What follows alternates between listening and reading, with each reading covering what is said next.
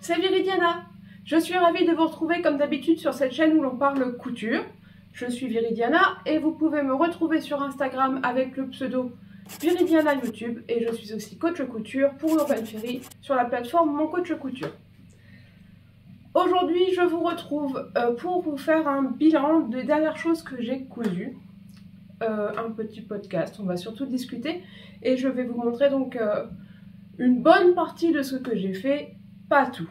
Avant de commencer, bien sûr, j'embrasse ma grand-mère. Bisous mamie. Bon, et bien, ce petit bilan couture, c'est parti.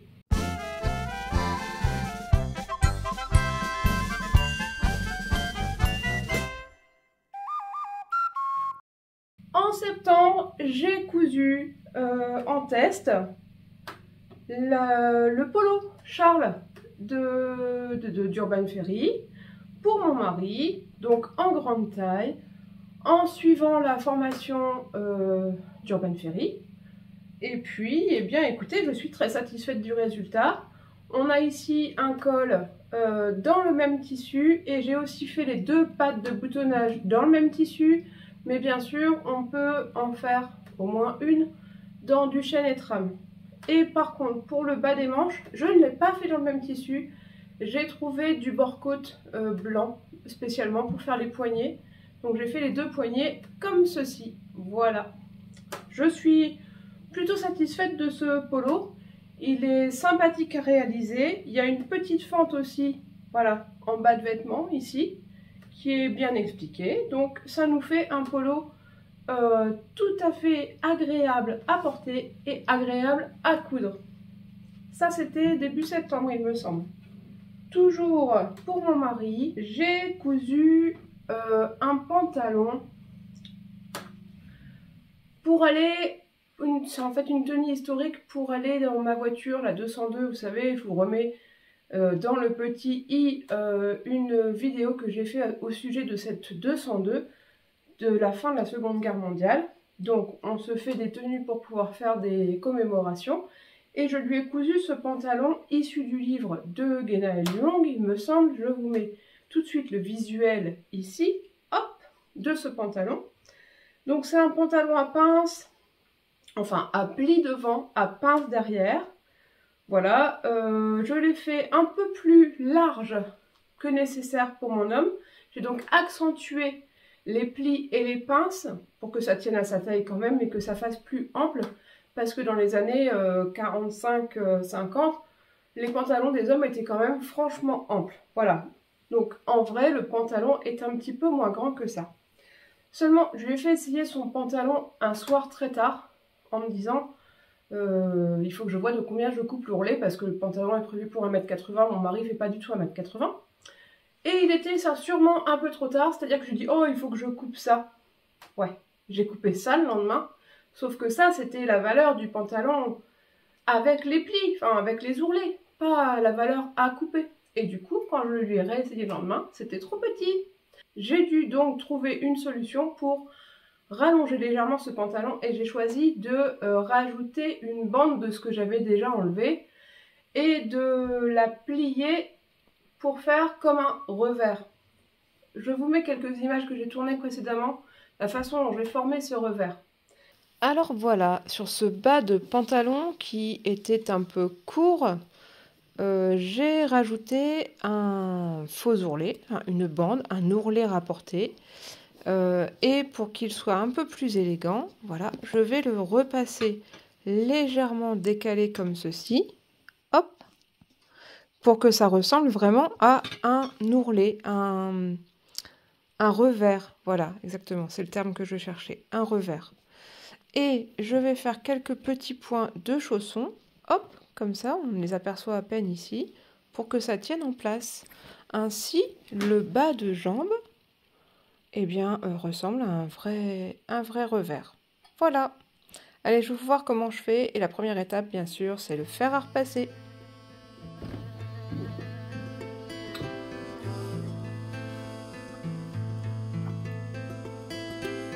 Hide from the fear, it's looking for you. Dry your tears, no, they won't help you. Mute your screams, it's betraying you.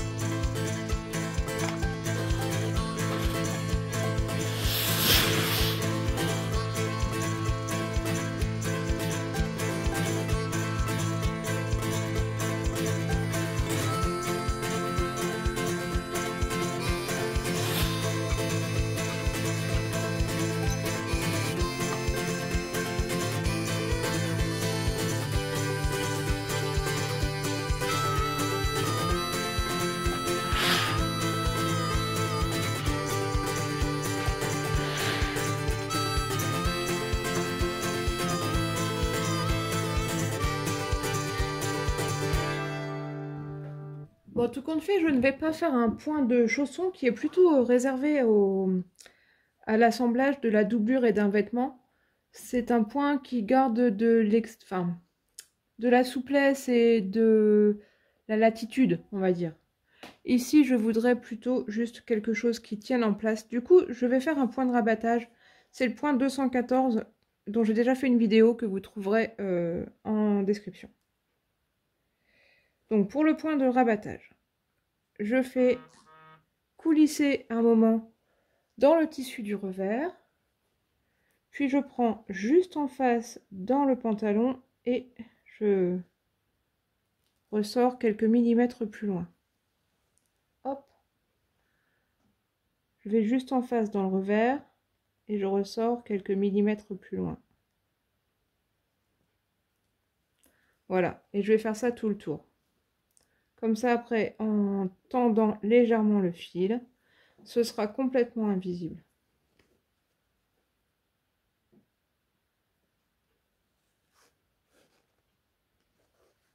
J'ai pris une aiguillée un peu longue, j'aurais dû faire plus court, j'aurais été moins embêtée. Et j'avais vraiment envie de faire tout le tour du pantalon sans changer d'aiguillée.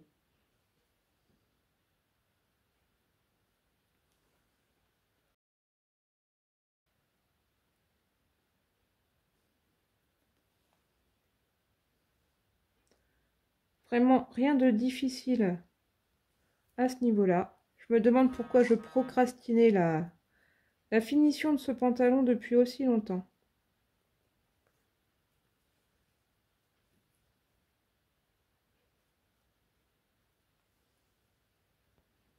Donc voilà, là j'ai fait quelques centimètres. Si je tire sur mon fil, hop, on n'y voit absolument plus rien et ça tient bien en place. Allez, je continue. Et du coup, voilà mon mari avec un pantalon de costume historique, prêt à venir avec moi dans la voiture. J'ai cousu pour moi cette 5e chemise Victoire d'Urban Ferry toujours. La formation, ça s'appelle 150 chemisiers. Et cette fois-ci, j'ai mis beaucoup d'ampleur aux manches pour pouvoir les froncer. Et j'en ai fait donc des manches courtes avec un petit bracelet de manches. Voilà. Comme je l'avais déjà expliqué dans une précédente vidéo, moi je baisse les pinces poitrine de 4 cm pour qu'elles soient bien à ma taille.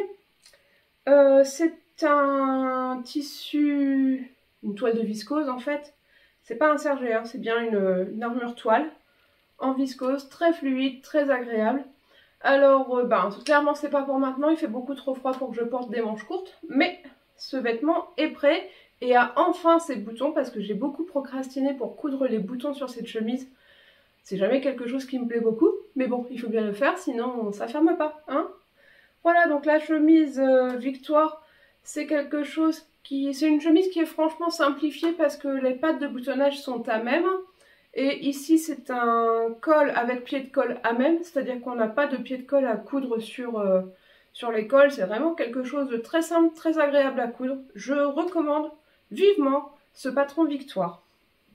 Pour une élève cliente, j'ai cousu 2 pyjamas en flanelle comme ceci. Je vous explique tout. C'est le pyjama Burda Style 26,91. J'espère que vous le voyez bien. Voilà. On avait donc commencé à coudre cette version-là avec mon élève. Et puis, elle a eu un déménagement, il y a eu les vacances, il y a eu tout ça. Et du coup, elle ne savait plus du tout où elle en était. Et elle n'avait pas le temps de revenir en cours. Du coup, elle m'a confié ce vêtement commencé. Et elle m'a confié aussi le tissu de celui-ci qui était en grande partie coupé, mais pas du tout assemblé. Et je lui ai donc cousu les 2 pyjamas. Ce patron, il a des parmentures uniquement sur le devant. Ça s'arrête au niveau des coutures d'épaule. En principe, dans le dos, il n'y a pas de parmenture. Et j'avoue que c'est pas quelque chose qui me plaît beaucoup, ni à coudre, ni à porter. Du coup, sur cette version, comme elle n'était pas encore assemblée, j'ai rajouté une parmenture de dos, comme ça, vous voyez, en arrondi, qui rejoint bien les épaules, et je trouve ça beaucoup plus agréable à coudre et à porter. Voilà, c'est la seule modification que j'ai faite. Après, le pantalon, c'est juste un devant, un dos. Enfin, deux devant, deux dos. La ceinture, elle est comprise dans la pièce du devant et dans la pièce du dos. Donc, c'est hyper facile et hyper rapide à coudre. On y glisse 2 élastiques, il me semble. Hop, 3 élastiques. J'ai fait 3 coulisses pour mettre 3 élastiques. Voilà. Donc, ce sera confortable pour monsieur, parce que ce sont des pyjamas pour son mari. Ils seront très confortables et très chauds. De même, le patron ne prévoit que 3 boutons. Les emplacements sont prévus dans le patron. J'ai choisi d'en mettre un 4e parce que je trouvais que ça s'ouvrait un peu trop en bas. Donc sur les 2 pyjamas, j'ai mis 4 boutons. Voilà. Le patron Burda Style 26,91. Ça fait sympa aussi à coudre. N'hésitez pas à faire ce petit pyjama. Il y a un détail sur les poches. Voilà. Le rabat, il est à l'extérieur en forme de V, comme ça. Ça rend des poches très habillées. On peut aussi souligner cette découpe avec un passepoil si on le souhaite. Et quoi d'autre? Bah c'est tout. C'est tout. Les poignées de manche, c'est pareil. Le rabat, il est à l'extérieur. Voilà. J'ai mis quelques détails sur mon Instagram pour ces parties-là. Ils sont dans mes stories permanentes. J'ai fini hier ce gilet Lori, mais je ne vous en parle pas. Ce sera l'objet de ma prochaine vidéo, puisque c'est un défi que m'avait lancé Elsa dans ma précédente vidéo. Donc on fera un petit retour sur ce vêtement, sûrement la semaine prochaine ensemble. Voilà, donc je vous en dis pas plus, mais il est fait. Ensuite, donc, dernièrement, j'ai quand même fait quelques retouches. Notamment sur ma chemise à l'anis, une de mes préférées que j'ai cousue il y a déjà un moment. C'est un patron aussi Urban Ferry, avec de longs poignets, des manches bouffantes, des fronces sous la poitrine. Enfin, c'est froncé sous la poitrine pour donner du galbe à la poitrine. Pareil, j'ai baissé ces fronces de 4 cm pour que ça arrive au bon endroit pour ma poitrine. C'est aussi froncé dans le dos et elle a un col lavalière. Hop! Un grand col lavalière. Donc c'est une viscose, un petit peu fragile comme toutes les viscoses. Et lors d'un lavage, eh bien, ça avait arraché mon tissu de la chemise juste en dessous du col là. Parce que sûrement le col lavalière avait été pris quelque part et ça avait tiré et donc craqué ici. J'ai décousu mon col. J'ai légèrement entoilé, je vous fais voir de près, j'ai entoilé les 2 parties de tissu qui s'étaient arrachées pour rassembler les bords. Et j'ai recousu ensuite légèrement plus bas, donc plus sur la chemise, mais de pas grand chose, 3 mm, quelque chose comme ça, pour bien enfermer ce tissu et le thermocollant qui le solidifiait. Et pour éviter que ça recraque une prochaine fois, j'ai fait un tout petit point là, perpendiculaire à la couture. C'est très discret, une fois qu'il y a le nœud, on ne le voit pas du tout. Je l'ai d'ailleurs fait aussi de l'autre côté, comme ça. Vous voyez bien, j'espère. Pour que ça ne craque plus, ce soit renforcé pour les prochains lavages. Et je suis très contente de pouvoir reporter cette chemise. Je l'ai déjà reportée une fois. Mais elle est de retour dans mon atelier pour être de nouveau réparée parce que j'ai perdu 2 boutons. Enfin, je les ai pas perdus, hein, je les ai, ils sont là, mais il faut que je les recouse. Vous savez, comme j'aime coudre des boutons, ça peut encore attendre longtemps. Sauf que clairement, c'est la bonne période pour porter cette chemise puisqu'elle est fermée jusqu'en haut, elle a des manches longues. Donc il faudrait que je le fasse très rapidement pour pouvoir la porter cet hiver, quoi, ce serait vraiment sympa. J'aime beaucoup cette chemise, elle est douce, super douce. Donc c'est quand même une bonne chose que d'avoir réparé ce col parce que je vous jure que ça fait plus de 18 mois que c'était ici dans l'atelier que ça attendait d'être réparé. Ça, c'est fait. Bon, je vous épargne tous les détails, mais sinon, dernièrement, j'ai quand même fait beaucoup de bourrelets, comme d'habitude. Les vêtements repartent en général très rapidement, donc je peux pas vous les faire voir, mais celui-ci est encore là. C'était un pantalon bootcut, tout neuf, mais qui était beaucoup trop grand. J'en ai coupé plus de 8 cm, il me semble. Ça, c'est fait aussi, et ça m'arrive très souvent. Bon, et bien voilà pour ce que je voulais et pouvais vous présenter. Donc, je peux vous parler un tout petit peu de ce que j'ai encore à faire prochainement. Par exemple, j'ai coupé, et ça vous l'avez vu aussi dans ma précédente vidéo avec Elsa, J'ai coupé ma future chemise Victoire dans le tissu bleu à viscose bleu à fleurs. Et j'ai déjà, les premières choses que j'ai fait, c'est entoiler et pré-plier mes pattes de boutonnage. Voilà. Ah, c'est pas le bon sens. Hop, et là. Voilà. Pour l'instant, je n'ai fait quasiment que ça, donc je ne peux pas vous en faire voir beaucoup plus, mais vous voyez, ça a commencé. Tout est coupé, donc toujours avec mes pinces poitrine baissées de 4 cm, la manche qui est fortement élargie, 1 pour que mon bras passe dedans, 2 pour donner cet effet bouffant que j'aime beaucoup. Ça permet d'équilibrer un peu ma silhouette, j'ai les épaules plutôt étroites, et par contre un peu de volume, beaucoup de volume en bas, donc le fait d'élargir un petit peu mes épaules, ça équilibre la silhouette. Donc je fais très souvent ça sur les patrons d'Elsa et sur d'autres aussi pour donner un peu d'équilibre. Voilà, tout simplement. Et j'avais le deuxième tissu viscose acheté le même jour. Voilà, il est coupé aussi. Ah bah ça c'est la chute, hop. Ça aussi. Bon, le reste c'est plié. Donc c'est coupé et ça deviendra une blouse pimpante de Liz Taylor. Voilà, qui sera froncée à partir de... Voilà, il y a une découpe ici, au-dessus de la poitrine, et c'est tout froncé en dessous. J'espère franchement que ça rendra bien avec ce tissu, parce que plus je le regarde, moins je l'aime. Mais parfois, même un tissu qu'on n'aime pas, une fois cousu, ça donne quelque chose de très sympa. Et je compte vraiment là-dessus. Sinon, eh bien, je la mettrai en vente. Peut-être, on verra. Ma maman a fait du tri. Ma maman et ma soeur ont fait du tri dans un des greniers à la maison. Et dans le lot de ce qu'elle m'a donné, notamment pour la couture, il y a cette robe.